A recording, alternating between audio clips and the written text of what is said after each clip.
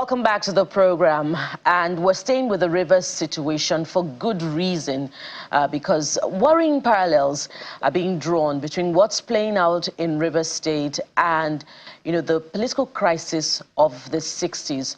So what are the lessons that we can immediately draw from this political experience in Rivers State, and what are the possible solutions to this such that, governance can go on in Rivers State as peacefully as possible? So joining us on the program to have this conversation, we have Dr. Sunday Idowu. He's the head of Department, Political Science and International Relations, Caleb University, Imota, Lagos. He's also the Director, Center for Political Issues and Economic Thoughts, Caleb University, Imota, Lagos.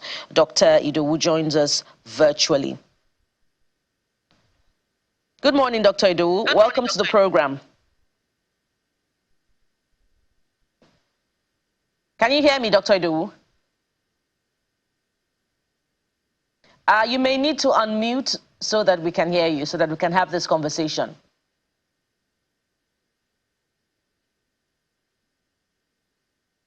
All right, it seems that we're having connection challenges through to Dr. Idowu, but we hope that that can be resolved as much as possible. And as we wait, to hear from Dr. Idowu this morning, Kade, well, at least one of the parties has been speaking, and we've heard, quite a lot that he has said. And one of the questions that, seem to be recurring from the start of the political crisis is what exactly, was the issue between predecessor and successor in Rivers State. And if you listen closely to the conversation yesterday, that was what many, I believe, hope to hear. At least that's what I hope to hear. And that's where I'm hoping that we can take off from this morning. Let's try and hear from Dr. Idowu again. Dr. Idowu, good morning again, and welcome to the program. Good morning, and thank you for having me. Finally, good to hear from you. Perhaps the first place we should start from is your immediate reaction to the turn of events in Rivers State. After the conclusion of the local government elections on Saturday, October the 5th, winners were declared, swearing in was done by the governor, and just, the following day, we had this unrest that is playing out in at least 3 local government areas of the state. I'd like your immediate reaction to that. And of course, particularly if we followed up with that, if we took a step back, Governor Fubara is saying that there is no understanding that was supposed to have been met that he has not met, if you followed our conversation with him yesterday. And he went further to say that he had gone on all fours, in order to, ensure that there's a resolution to this crisis. Should we be probing that, and should that also be forming, part of whatever reconciliation moves that will be done behind closed doors amid attempts to resolving all of this? Yeah, thank you. If I can get your question right, my immediate reaction to the imbroglio in Rivers State is the fact that it reveals that Nigeria have not tried to grow into maturity as far as democratic practices are concerned. Expectedly, after 2 decades of democracy, there are some indicators that should begin to speak volume about how far we have gone in learning lessons and gleaning from our past ugly experiences, especially going by what happened in the First and Second Republic. But with the experience in Rivers State, one thing that has become a recurring decimal has been this crisis between successor and predecessor. The concept of Godfatherism has played out in a huge way in river politics. And attempts by both parties or sides to rationalize their neutrality, to justify and often pontificate their rightness has been one of the things that caused or made that issue to continually degenerate. For instance, as you have stated, the must come out to say that with his predecessor. And I think that may be difficult to believe because nobody will appoint you and labor and do everything possible to make you to succeed in without having some minimal level of understanding, either expressly or unexpressly. There must be some level of agreement between the two parties on how issues will be resolved, what the expectation of the Godfather will be after his godson as in office. And if this particular issue is not giving both political and legal solution simultaneously, it will be difficult for us to see a peace here in river politics. This will be a bad signal, not just to Nigerian politics, but to the good people of Rivers State, because the burning of local governments experienced yesterday is a clear signal that the anger of the opposing parties have not towered. It means they are still broiling, that they were not able to have their way. And in such instance, it will be good for stakeholders, especially the neutral elders, because I've seen that we have polarized opinions among elders in Rivers State, both political and cultural elders now. If this has not come to play, it would have been better for elders to weigh in and call both parties together and find an amicable solution to this issue. But as it is now, a neutral set of elders, possibly outside Rivers State, may have to come in. For instance, former President Goodluck Jonathan said that it is a worrisome situation, and therefore he tries to play neutral. So I think he will be in a better position to lead the vanguard of mediators that will weigh in into that issue to resolve that particular knotty area. Because if this is not nipped at the bud now, as I'm talking to you, it will portray a high level of political rascality in Rivers, especially in the area of the local government election that has just been conducted will become unnecessary because the governance itself, the purpose for it, will be defeated in the long run. So be that as may, I think the river politics needs both the local, the state, and the federal intervention politically, so that the issue of the legal system can be taken care of after the politics that brought about the raw feathers has been resolved. And one would wonder if, former President Goodluck Jonathan had not intervened behind closed doors prior to this time, and if he had done so, why didn't it lead to, an amicable resolution of the conflict? But as you reflect on that, Dr. Idowu, let's also think about, how elections have been concluded in 2023, winners have been declared. In fact, litigation issues have been dispensed with, and governance is moving on as planned in all the 36 states of the Federation and the FCT, I believe. But people are asking, what is different about Rivers State? What is different about the political character of the politicians in Rivers State? And why are we having this, having Rivers as an exception with this kind of unrest? Well, Bukola, if I heard you well, I don't think there's anything too special about river politics. It's just a typical of Nigerian politics. What I can just say is that other states are trying to avoid this kind of scenario because they felt people would be unwilling to take side when it comes to issue of their welfare. Because Rivers State in the 90s during the Obasanjo regime was characterized by banditry, sort of. I mean, a kind of groups, liberation groups trying to fight for resource control and the stuff. And you discover that when Jonathan came in, he was able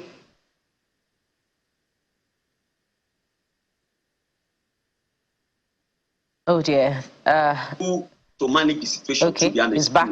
But one thing we should not, okay, one thing we cannot forget that the people of Rivers State cannot dissolve that grouping among the youths.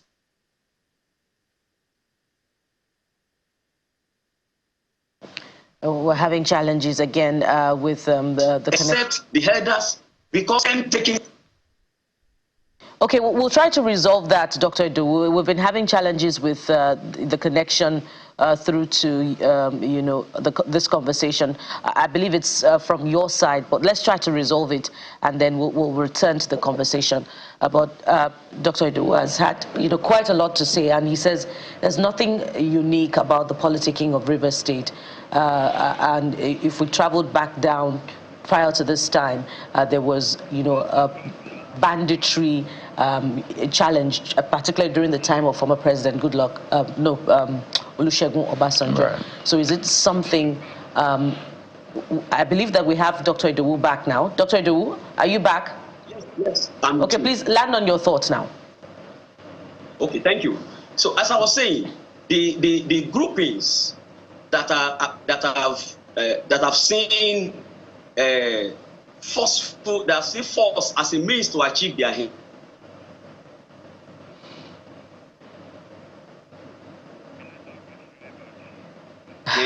Needs to be subsided. River politics. There is this tendency among the youths trying to showcase their political dexterity through the use of force, and that is not helpful to the politics of the state. So I think beyond the open politics that we see, there is need for river people to go back and make people to understand that democracy is about negotiation. Democracy is about give and take. Democracy is about consensus. Therefore, it is not everything that will resolve through confrontation. And they must begin to embrace dialogue. When that is done, it will be difficult for Godfatherism and political alignment and realignment to take violence dimension in River State. So that's one of the things I think the river people must also put into consideration. Well, I'm glad you talk about the Rivers people, and I wonder how much of prominence they give themselves in all of this. I think for the average Rivers person, they might think, well, all the power, all the responsibility in all of this should go to those in power. And I'm talking the governor, the FCT minister, and all of the other players, the local government chairs, the former local government chairs, those in the House of Assembly. But maybe they forget that power is meant to be for the people, at least of the people. You then cede it to those in power. But these things have been happening for so long, right? And you've reiterated that. It's almost like the more things change, the more they remain the same. So how do we break... Right, so how do we break this cycle and ensure that the people whom power belongs to really take that power and say, this is how we want the power to be used? I hope you catch my drift, Doctor.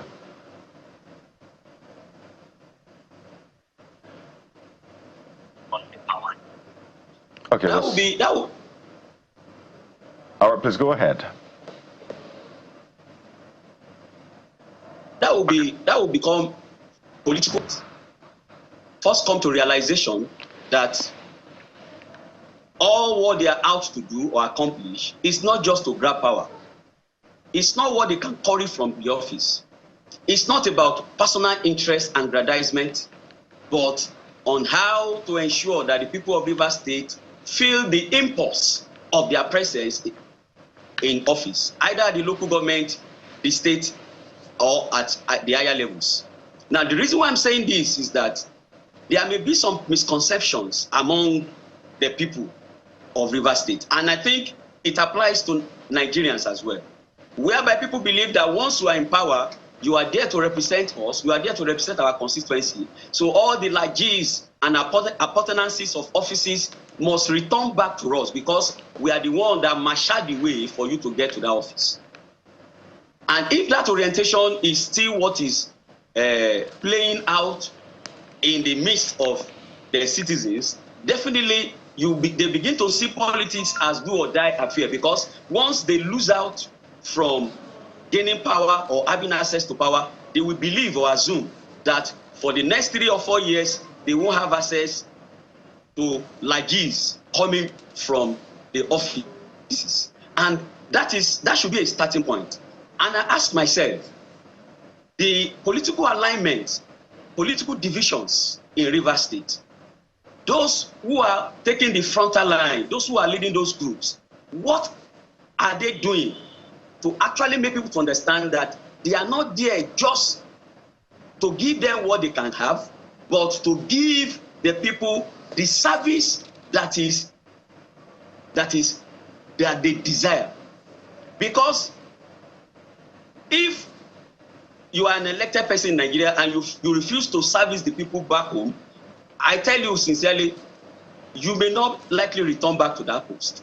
So they need to go back now and possibly organize a statewide campaign that anybody that wants to access political office must come with the mindset that is coming not to represent his only constituency, but to seek the welfare and promote good governance that will benefit the entire populace of the state. So I think with that will go a long way to cause good governance to replace Godfatherism and politics of representation of our interest or community. So if I get you correctly, Dr. Dowo, are you saying that the people are actually responsible for this in some sense? Are they getting the kind of governance that they're actually asking for? On the one hand, are you saying that they are the architect of this destiny now that has become theirs for the past few decades? Is that what you're saying, that the people are actually active participants and accomplices in this? Yes, to some extent, that's what I'm saying, because once you have without a follower, a leader cannot function. It is when you have those who are giving you pat at the back that you begin to get motivations to forge ahead. And when you look at the scenario, you can see the number of people that came out to protest. You ask yourself, where are they coming from? They are the same citizens and indigents of Rivers State. You see the people that went out to vote. They are the same citizens of Rivers State. Now, why everybody is trying to adhere to his sentiments or try to take side according to their own understanding of the scenario, we still have some neutral personalities in Rivers State. And those neutral personalities are those that are now looking at the issue from only singular perspective of good governance. And those people cannot have or access the benefit of good governance except there is a coalesce of the forces, the raging opposing forces. And in that sense, it's just like when two elephants fight, it's the grass that suffer. And I must be sincere with you. Those that are backing the two sides up, they are doing that because they want to ensure or guarantee that their own benefit did not elude them. So until we come to the page, just as we have in developed democracy, that governance is not about sentiment, it's not about personal interest, it is about the general and public interest. That is when we can now begin to see an objective position taken by people, irrespective of which side is right or which side is wrong. So people of Rivers State, I will love to appeal to them, should try to take a stand to demand for good governance, irrespective of which side is coming from, be it from the PDP, APC, or APP that has just been sworn in as local government chairman. They must take a stand to stand for what is good. Otherwise, the crisis is likely not to have an end in sight. And so, Dr. Edo, how reassuring is the president's message to the parties to sheath their swords in Rivers State and that the governor should take charge? How reassuring is it? And to that extent, will it Are you confident that it will bring an end to, this cycle of violence and unrest in Rivers State? Well, thank you. It is expected that the president try to play the big father role, and which he has done. He has instructed the police officers to beef up security and ensure people's safety in Rivers State. But the challenge there is this: the president is not a member of PDP. I said somewhere that the political calculus of Rivers State is yet to be understood. What do I mean? When you see a sitting governor who is a member of PDP, and you see an opposition party, APC, with the party of the sitting governor saying they are boycotting the election, and you now see another party, APP, now coming on board to win 23 out of the 24 local governments in Rivers State. That tells you that there are multiple interests. Now, the future of this that will make it difficult for Mr. President to have a very commanding influence over the issue is this: if the president summoned the aggrieved parties to the round table and the issues are discussed, just as the first experience we had, are you sure people will not take it, will not perceive it as taking side because he's a member of the APC and he's not a member of the PDP? Because now, if those parties come together and they agree to sail smoothly and peacefully, then the president will now have to assert his authority that whenever there is any crisis again, then he will have no option than to use his executive fiat. That is what we are trying, or we are praying not to happen in Rivers State. But the president is in tight corner, I must be sincere with you, because of the party politics. Now, on Sunday when the chairman was and Dr. Edo was making a very, very critical point there in scrutinizing the president's position amid all of this. But while we try to get Dr. Edo back, we've had our second guest on this conversation joining us for his own perspectives. Let's welcome Dr. Good News Osa, lecturer, governance, peace and strategic studies, Babcock University, Elisha, Remo, Ogun State. He's also a chartered fellow, International Association of World Peace Advocates, who joins us also virtually this morning. Good morning, Dr. Osa, and welcome to the program. Thank you for joining us. Thank you for having me. Yes, and we've had quite a lot to reflect on, particularly concerning the politics in Rivers State. I'm hoping that you have been following the conversation. We'll just pick up on the last bit, which is the president's directive that all parties should sheath their swords. I would like you to react to that and tell us from your own perspective how reassuring that is. A lot has been said about the neutrality or otherwise of that particular position. How reassuring are you that that statement is that statement to bring an end to the cycle of violence in the state? Thank you very much. Nigerians have been waiting for that opportunity to listen to the president speak on the crisis in Rivers State. I sure do believe that with the turn of events, elections conducted, whether favorable to parties or not, the president's speech, of course, is quite instructive at this time. The outcome should be accepted, and then any other grievances should be addressed in the courts. And I think that is the best that should be said at this time. I think that to an extent will douse the tension in Rivers State now that he has spoken. And Dr. Osa, we've also had cause to speak on why Rivers stands out in terms of its politicking. Prior to this time, elections have been conducted and, winners have been declared. And, governance seems to go on in other states of the Federation.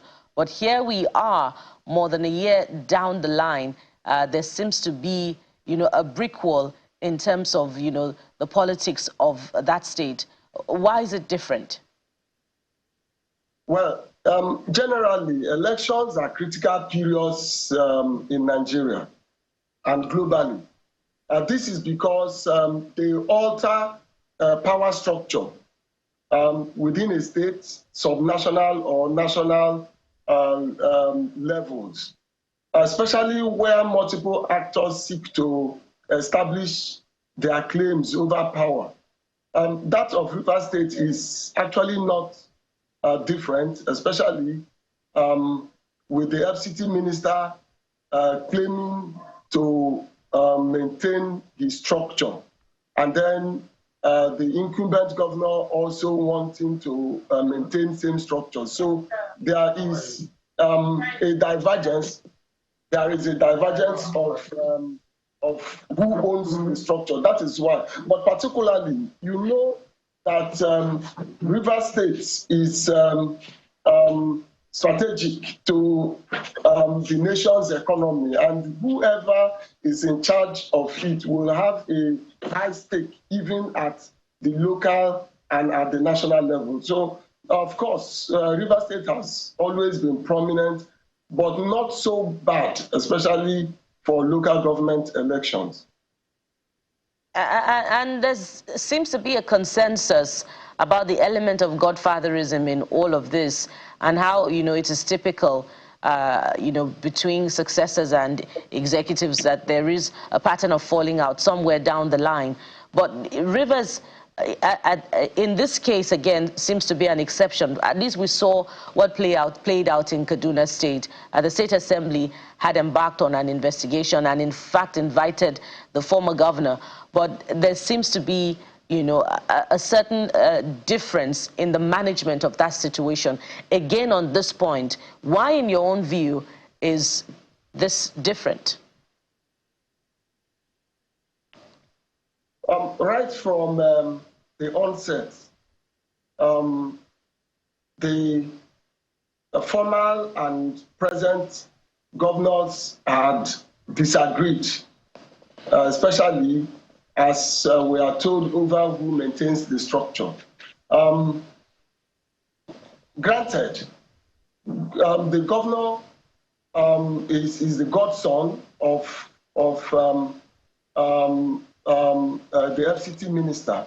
He brought him in, and of course, one will expect some level of loyalty. From what we have heard, the initial executive committee members were said to have been handed over by the governor, by the former governor. They worked, and then shortly, they started resigning one by one. And then the issue of defection from the PDP to APC came up. And then elections and conflicting judgments, all of those. But whichever side, I think that the FCT minister has nothing to lose. So also the governor has nothing to lose. I think the Rivers people are the greatest losers in this matter. And the Rivers case should be handled with care. That is how I feel. Rivers case should be handled with care. The others, where you just mentioned, is not badly polarized as that of Rivers State is polarized right now. Because the majority of the people are on both sides. And so caution needs to be applied eventually in the entire process. And the expectation is that caution will be the name of the game from this point, particularly because of the quantum of loss that has been experienced already. Let me take you back to Dr. Idowu again. Dr. Idowu, we were talking about the role of the president and how it seems as if amid the circumstances, whatever he does may be viewed with some level of scrutiny. I'd like you to land on that point before we go on to the next point. Dr. Idowu, are you back now? Yes, I'm with you. Yeah, go ahead. Yeah, thank you.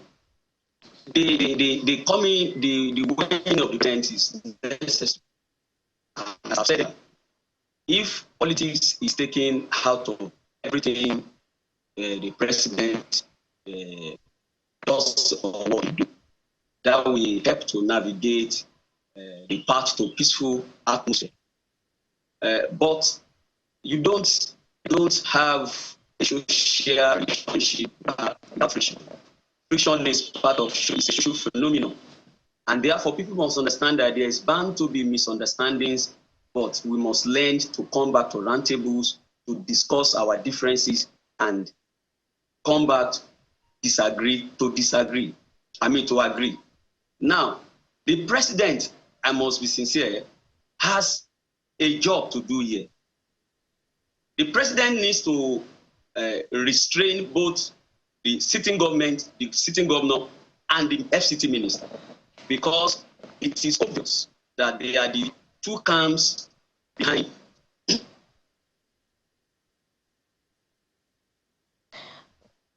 It appears as if we've lost connection through to Dr. Idowu yet again, but we definitely must anchor at this point. And thank you both, gentlemen, for your time on the program. We've been speaking with Dr. Sunday Idowu, the head of Department, Political Sciences and International Relations, Caleb University, Imota, Lagos. He's also the director, Center for Political Issues and Economic Thoughts, Caleb University, Imota. Thank you so much, Dr. Idowu, for your time. We hope that we'll have better network next time. But as much as possible, I'd like to believe that we've, had a constructive conversation. Also, we've had Dr. Good News Osa, lecturer, governance, peace and strategic studies, Babcock University, Ilishan Remo, Ogun State, who also is a chartered fellow, International Association of World Peace Advocates. Thank you for joining us on the program. Thank you very much. And we move on to the next leg of our conversation, but we've not exited the Rivers State challenge yet. This time around, we'll be looking at the role of security agents prior to this time, and especially moving forward for the progress of Rivers State. Stay with us, we'll be right back.